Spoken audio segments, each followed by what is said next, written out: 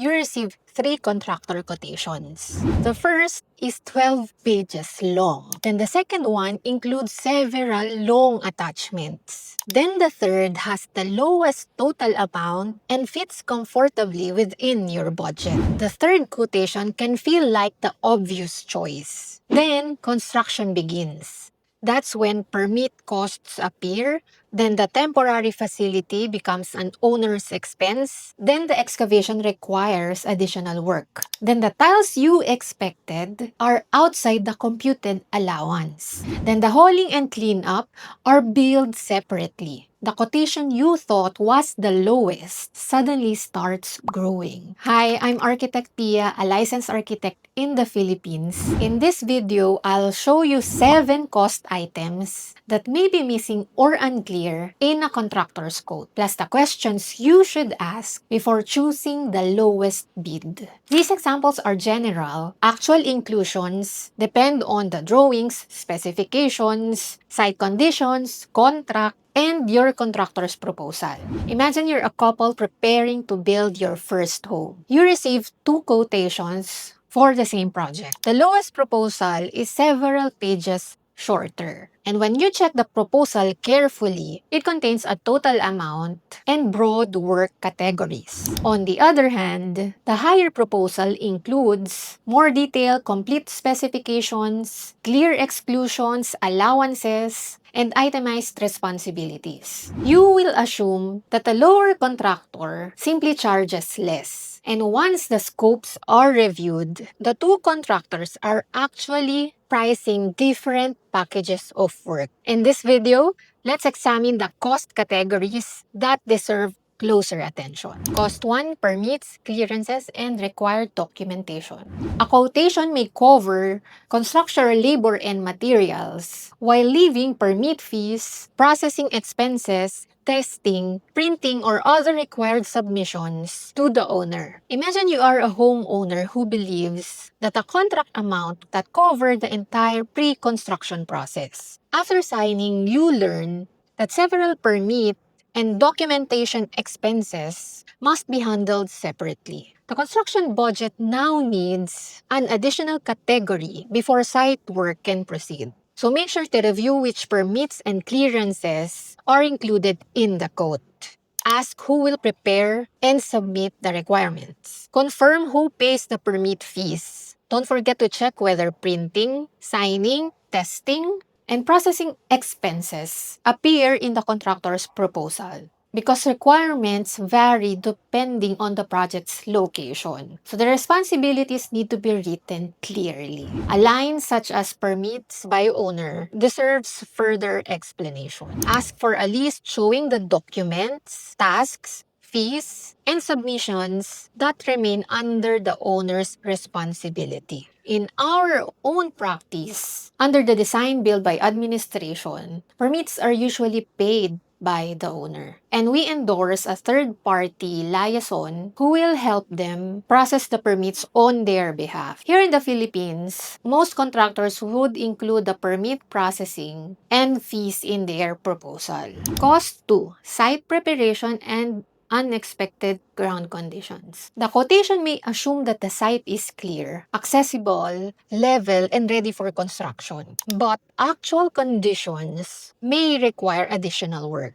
Picture a project where the quotation assumes ordinary excavation. Then once work begins, the team finds buried debris, an old foundation, or a difficult soil condition. Thus, additional hauling, equipment, or excavation becomes necessary. Then the owner sees an added cost that was never visible in the original total. Site preparation may include clearing, demolition, grading, filling, temporary drainage, or removal of existing materials. And access also matters. A narrow road or steep lot or limited delivery area can affect labor, equipment, and material handling. So make sure to review the contractor's written assumptions about the site.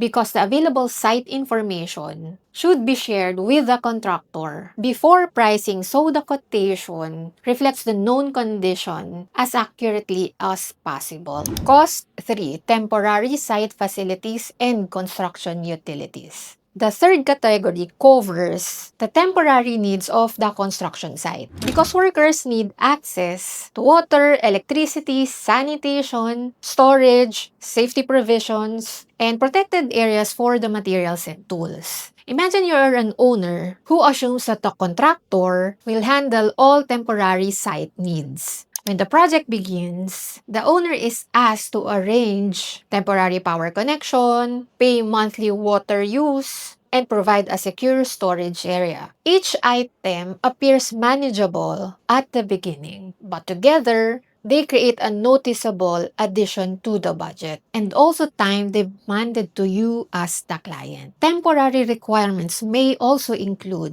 fencing, toilets, storage, site sheds, scaffolding, safety equipment, security and access provisions. Water and electricity consumption also need a clear agreement who will pay it. Is it the contractor or the owner? Ask who will provide and pay for temporary water, power, sanitation, storage, fencing, safety measures, scaffolding, and site security. These items support the work throughout construction, so they should appear in the cost plan before the site becomes active.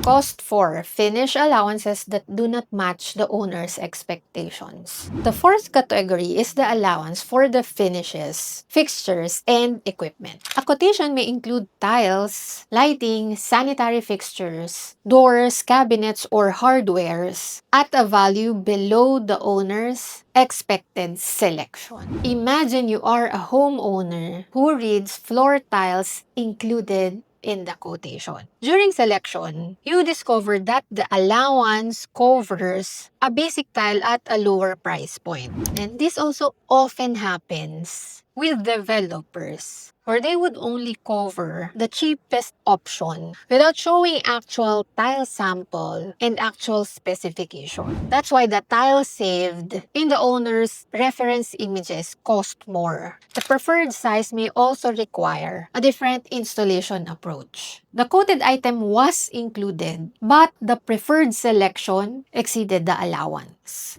So check whether each finish is fully specified or covered by an allowance. Ask for the assumed brand, model, size, material, quantity, or the price range. Delivery, installation accessories, wasted, and special installation requirements also need careful attention. Owner-supplied items create responsibilities for purchasing, delivery, storage, inspection, and installation coordination. So when the clients think they are saving because they are purchasing their own materials, that may be true, but it also means an added time and burden on their part. Remember that a written allowance gives you a number you can compare with the products you actually expect to use. Cost 5. Utility connections and work beyond the main structure. The fifth category includes utility connections and work beyond the main structure. A house may be substantially complete while the water, drainage, electrical service, communications, or other connections still require additional work. Picture you are a homeowner who sees plumbing and electrical work in the quotation. Near completion, you learn that the price covers only the work inside the building. The connection from the property line, water storage, pump, service equipment, or external drainage remains outside the contract. The internal system exists, but the final connection still needs funding. Ask where the contractor's plumbing and electrical scope begins and ends. Check the work from the house to the property line, service source, drainage outlet, tank pump, septic system, or sewer connection. Internet, data, CCTV, gates, and other systems may also appear under a separate package. Coordination with utility providers and connection fees may also remain under the owner's account. So the quotation should clearly identify the exact limit of each utility scope.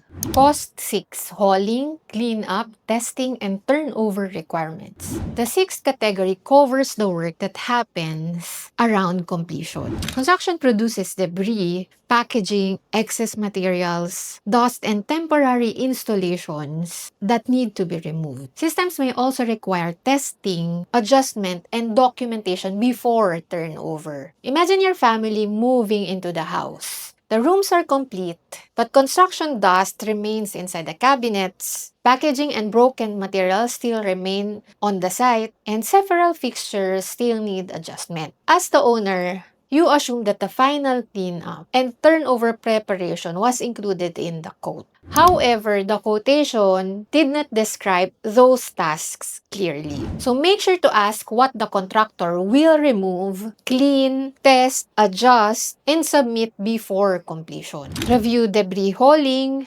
final cleaning, testing, commissioning, defect correction, warranties, manuals, keys, and as-built information in the quote.